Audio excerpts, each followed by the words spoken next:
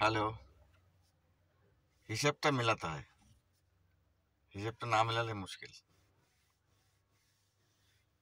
আজ না হোক কাল, 1 মাস, 2 মাস, 3 মাস, 6 মাস, 1 বছর, সারা জীবনে যদি কোনোদিনই হিসাব না মেলে তাহলে জীবন হলো না।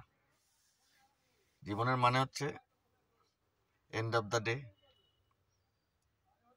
উইকেন্ডে, মান্থ এন্ডে, ইয়ার এন্ডে সব হিসাবগুলো একটু মেলাতে হয়, তাহলে বোঝা যায় কি হচ্ছে, কিভাবে হচ্ছে। চেষ্টা করা উচিত সবারই, প্রতিদিনের কাজে ইমপ্রুভমেন্ট। মানে ব্যাপারটা হচ্ছে পারফর্মিং শেয়ারের মতন। আমরা ইনভেস্ট করি কোথায়? Good share. অনেক কিছু দেখে টেকে ইনভেস্ট করি, তো লস করার জন্য তো ইনভেস্টমেন্ট করবো না, রাইট?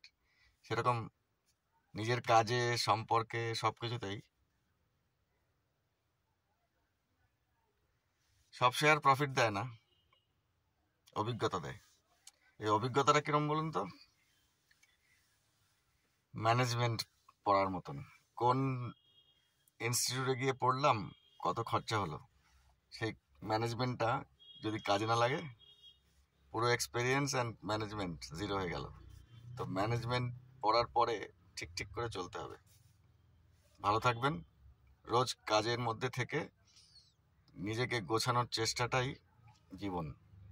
Thank you.